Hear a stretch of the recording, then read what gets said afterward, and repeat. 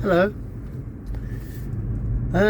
just a quick video from my BMW i3. Haven't done one for a while, so I thought I'd take you out on a short trip.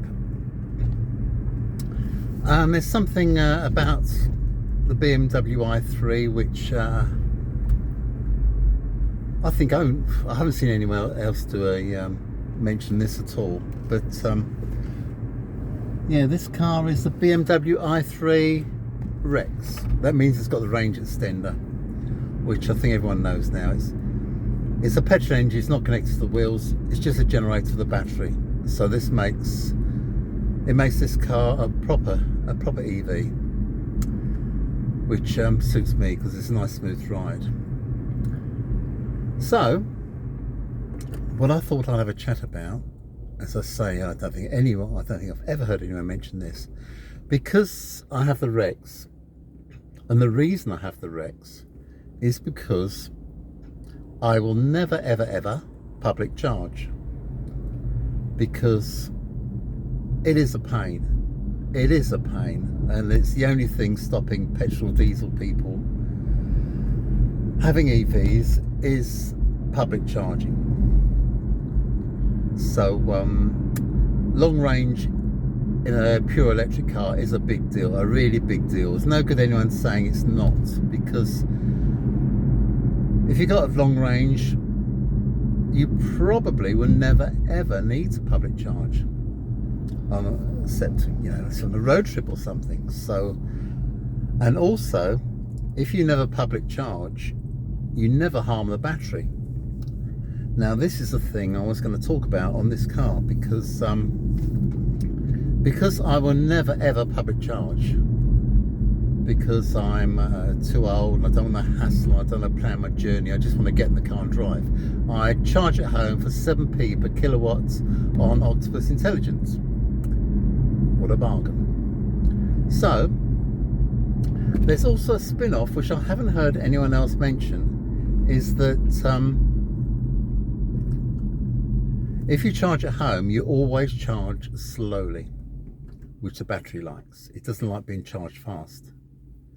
But of course, charging slowly on a public charger is absolute disaster, because on a journey, I mean, this will probably take a few hours to charge at home. You're not going to do that on a journey. You're going to stop for a few hours just to charge a battery. So on a journey, you use a fast charger. And fast chargers aren't good for the battery.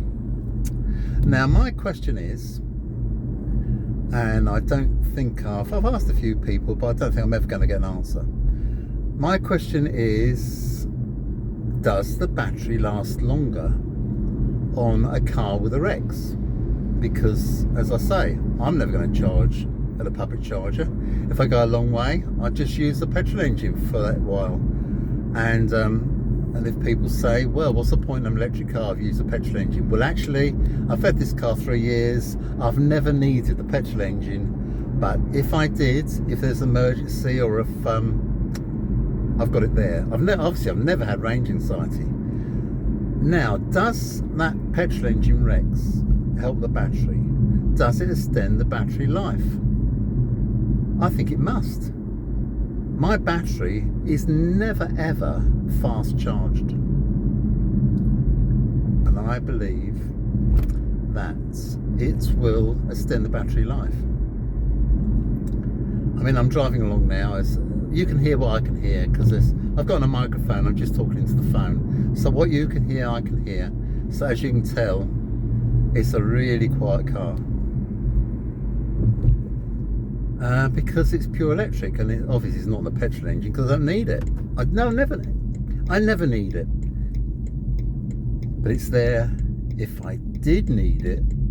And I have never had range anxiety in this car. I did have I leased a Kia Soul, a small battery one, when I first had electric cars, and a lovely car, really like your best friends. It's a real cute car.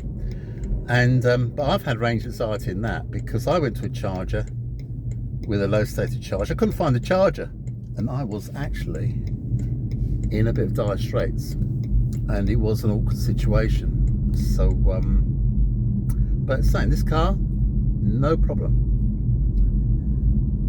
So yeah, frustrating for me is that BMW stopped making the Rex, which was really a great thing. I mean, I can answer questions because I know I talk to people online and they say, what's the point carrying that Rex around 24/7 when you don't use it? Well, you can say that about carrying your Auntie Mabel around, isn't it, really? I mean, it's not that heavy. It's about as weight as a American. So it makes very little difference. It doesn't affect the car's range, carrying a bit more weight. It really doesn't. And it's always there to help me out if I ever want to. And I can't hear it, even though the engine, because sometimes I turn it on to give it a run. In fact, the car automatically turns it on every couple of months for a little while, just to give it a bit of exercise. Very clever. But you can't hear it. It is, in the car it is silent. Outside the car it's noisy. The little engine is noisy, little motorbike engine. But in the car you can't hear it because it's buried under the back. So for me, this car is perfection, except for the things which I don't like about it. Now, I know it's a weird thing to say, but I'd rather have the car be a bit bigger, a bit smoother, and a bit more motorway-like. I mean, around town it's smooth as sort of. It's sad that the ride isn't better. Because, as I say, you couldn't have it quieter because I can't hear it. I've had an actual, I had a Kia Soul, which is really quiet, of course, electric. And I also had for 2 years my dream car, but it's so expensive to lease, a Tesla Model 3. This actually, because all mechanical bits are buried at the back, this is probably the quietest of all. Very quiet car. And what has aided that quietness, because the only noise is a bit of road noise, and I'll put some insulation in the, well, people have got these, know what I'm talking about. There's a little sort of compartment under the front bonnet for it's called a frunk. Can't hold much stuff, and it's not waterproof, so in a lot of ways it's kind of useless. But, and this is a big but, I've put some insulation in it. It has actually made the car quieter. Insulation in the little square box in the front of the car, and it is quieter, there's no two ways about it. I use a bit of polystyrene and put polystyrene around the edges of the box, and that's made this car very quiet. Another thing I've done is I've put spacers all round, only about half an inch spacers on all four wheels, so it's only, no one would notice, it's so marginal, but it actually does help the way the car drives. It's more stable on the motorway. And the last thing I did, and this was a bit of a surprise to me because it actually worked, if you go to Amazon or eBay, there's rubber rings, they're sort of suspension buffers, they go in the coil spring. I should have got a picture of it. Maybe I'll find a picture and show it and put it on this video. It's a sort of rubber ring, and it goes around the coils, around the suspension coils, and it fits in minutes. Because you jack the car up, the coils are open, and so then you slot the ring in. I mean, if you can warm it up in hot water, or if you want to make it more supple, but it just fits in easy. There's no pushing or shoving. And of course, as soon as you drop the car, the spring closes up and it's not going anywhere. It's being held.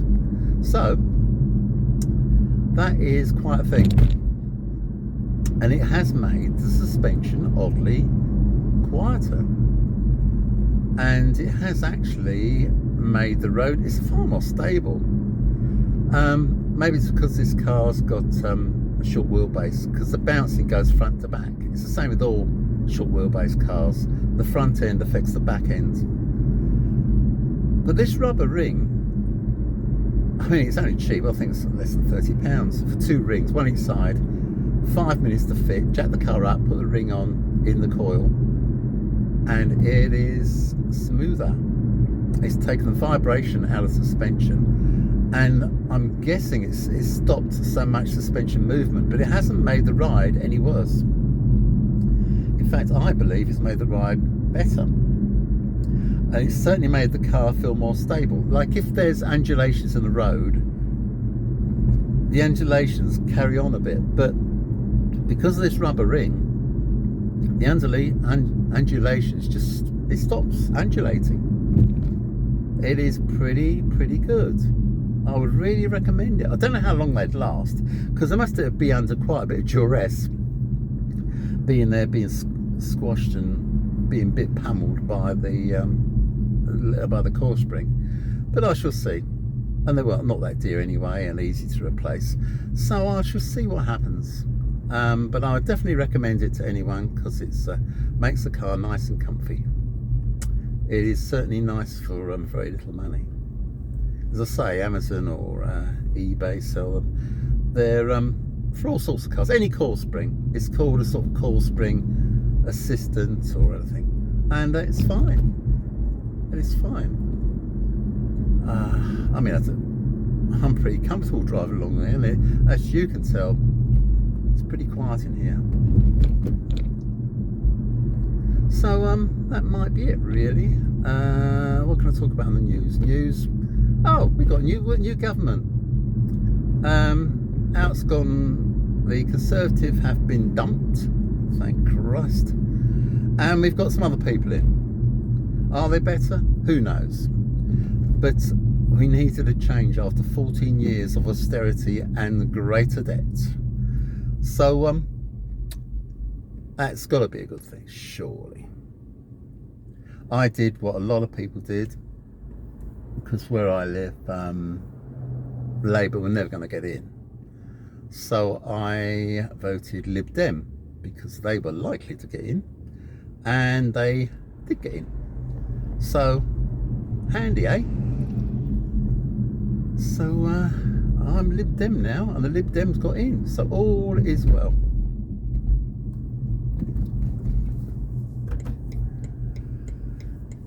We'll see what happens. Can't be any worse. Right, I might call it a day. Anyway, thanks for looking if you've been looking. But I say, I'll take a picture of this rubber ring and stick it on this video, and you'll see if you try it. I think it's worthwhile. Actually, I'd like to hear someone who has tried it, because you know, some of these things, you put things on and you think that's better, but is it in my head like a placebo effect? But I think it has been worthwhile, and I shall sign off now, and I shall pop a picture on my thumbnail or something. See you later. Bye bye.